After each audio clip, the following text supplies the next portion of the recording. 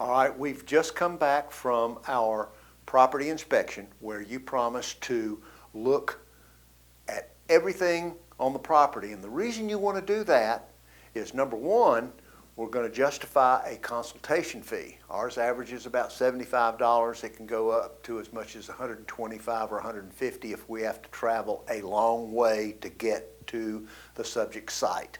All right, but if you've got one close in the neighborhood and so forth, hopefully you have walked the entire property and collected your consultation fee.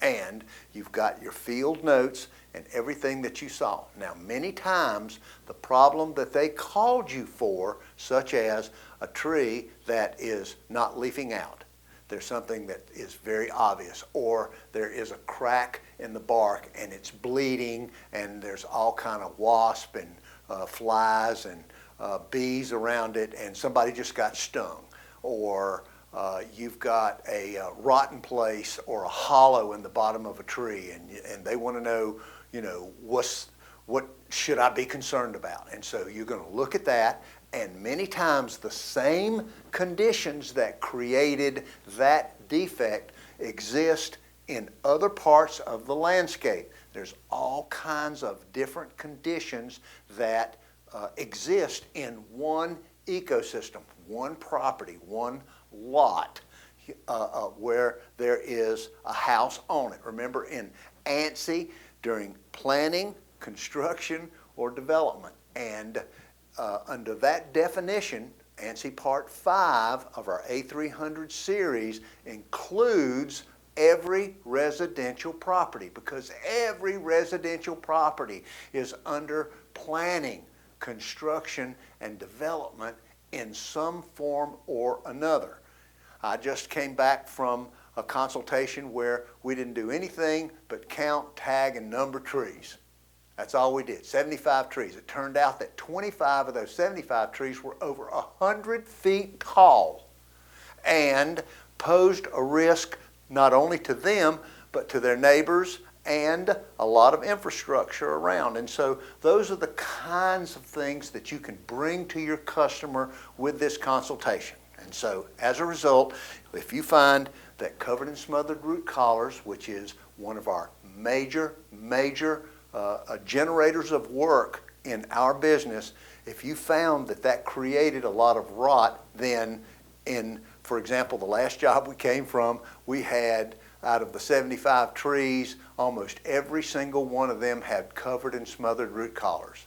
And so we had a charge for the inventory and the tagging and the numbering and all that kind of thing. But then we came back and we did the root collar excavation, and we charged a specific amount of money for the trees in the subject area. Now, when I say subject area, that doesn't necessarily mean the whole property. It could mean just the area immediately around the house or the area immediately beside the driveway.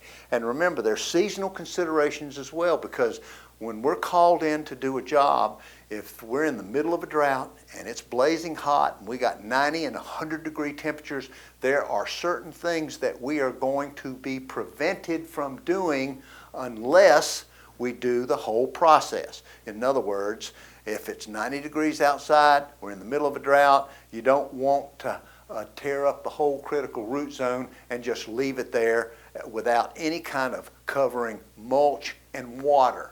That would be a death sentence for the tree. So there has to be some timing involved, and this is where your professional input as to the problems that you found in their ecosystem that caused this problem are also causing these problems, and it costs a certain amount of money to solve this problem. But while we're here and we've got all of our personnel and all of our equipment on site, we could do all of these trees at the same time for a great discount. This is how we approach the process. And the more they can do at one time, the better price that they're going to get. Everybody's after a bargain. They want the best price for services rendered. And you're in a position to negotiate that with them. You've walked the whole property. You fulfilled your promise. You pointed out the hazards. And the first thing that we go after is root collars so that we can look at the anchors and determine whether or not this tree is safe for the time being or not. And then, of course, you look up and you've got plenty of canopy considerations. You've got pruning, you've got limbs over the house, you've got codominance, you've got all kinds of dead wood.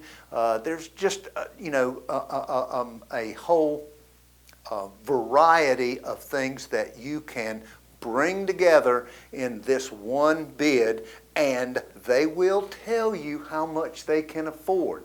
Now, just because ANSI says it's the right thing to do and you've got to have 6 times the diameter to preserve the critical root zone, I know that's a standard, but if they don't have but 6 or 8 feet on each side and they want to keep that tree, then you're going to deal with that 6 or 8 feet and what they've got.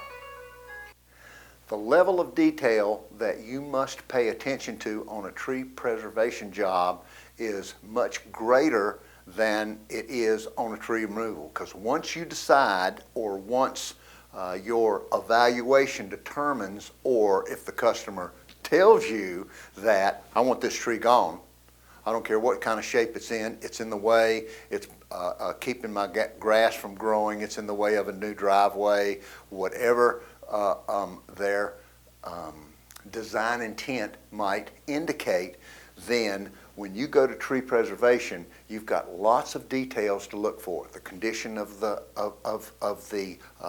bark of the tree, the level of compaction underneath the tree. Now remember, there's 3 major tree protection actions: root collar excavation, there's topsoil, and there's aeration decompaction. Those are the main 3 tree preservation actions that you're going to use to correct the main 3 deficiencies that you come up with, which is volcano mulching, covered and smothered root collars, and competition in the critical root zone, bushes and all kinds of things planted underneath in the critical root zone of the tree. ANSI defines that as 6 times the diameter. That's the radius of a tree, and so we normally don't get that much, but we'll take whatever the design of the landscape will give us. Now, what I mean by that is that every property is designed with all kinds of development aspects, planning and construction things, sidewalks, driveways, turnaround areas, swimming pools, docks, outbuildings, big trees, patios. There's just decks. There's just a number of things that can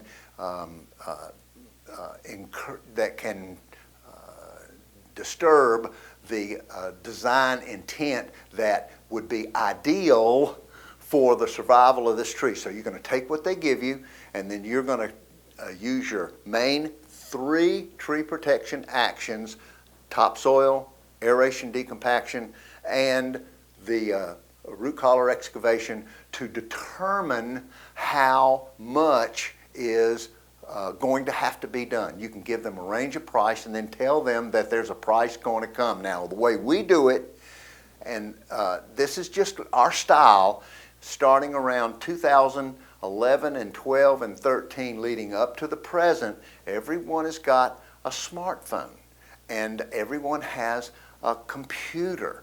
And we take the bid that and the information and the data on our field notes that we have, we transfer them to an email, and then we email that bid to them and get acceptance from them. Now, many times, negotiation on the price, how much is to be done, continues after that. You'll have to talk this through and make sure you get a firm commitment as to how much needs to be done.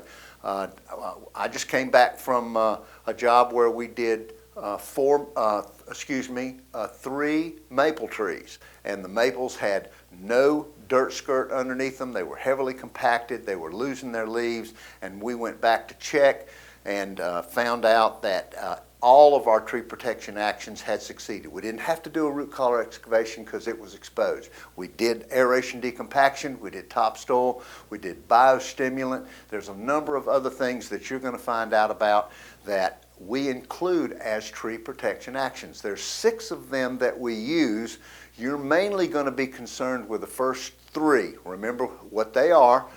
That's the volcano mulching, that's root collar excavation, and that is indicated throughout ANSI in 6 or 7 of their standards where they say that the flare and the anchor roots need to be exposed for a visual inspection. That's your number 1 concern when you go in there. And the second thing is the condition of the critical root zone underneath the tree.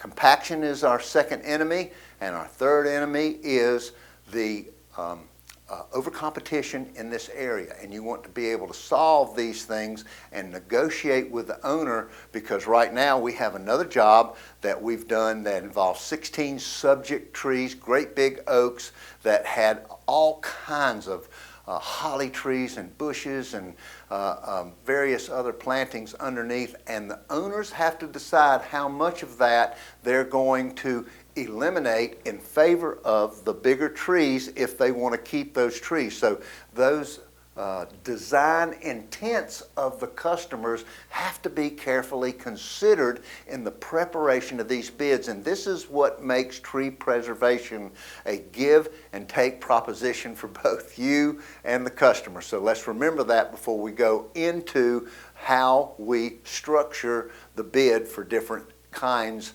of operations. We're at the point now where we have decided exactly what to do, how much money is to be spent. Sometimes this is determined right there on site between you and the customer. Other times it is decided after you have a chance to go back and meet with your technicians. I frequently talk with my guys regarding biostimulant mixtures because every a biostimulant mixture has a formula, and there's a certain amount that you have to apply for a growth regulator, for fertilizers, whether it be nitrogen or organic compost teas, or we use NutriSmart, a biofood, and earthworm castings, and we have to calculate how much of that is used and what it costs. And once all of that information is put together, we've got examples of downloads. We've got the 4 maple trees, we've got the 7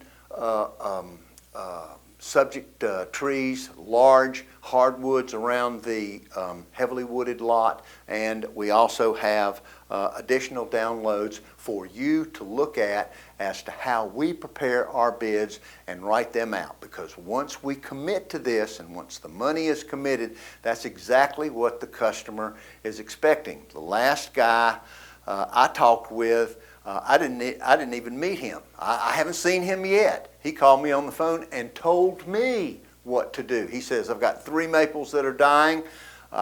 You know more about this than I do. Why don't you go and develop a plan, submit it to me, and then we'll talk from there. And then on the follow-up, where we went just the other day to check on our progress, we found additional trees along the driveway, out by the street, and around the house that were covered with plastic.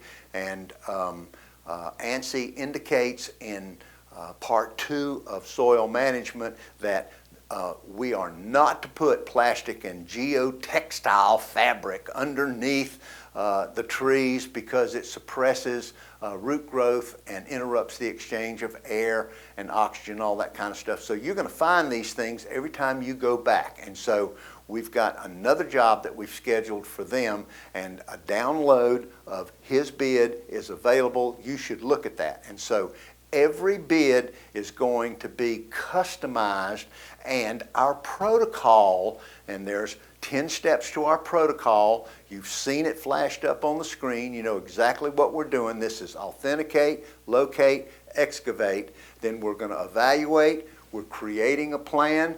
We're finding out people to cooperate with to get the job done. Sometimes the customer will do a lot of this themselves. Then we go to stimulate, animate, and accelerate. This is where we apply the tree protection actions to get the results that they want.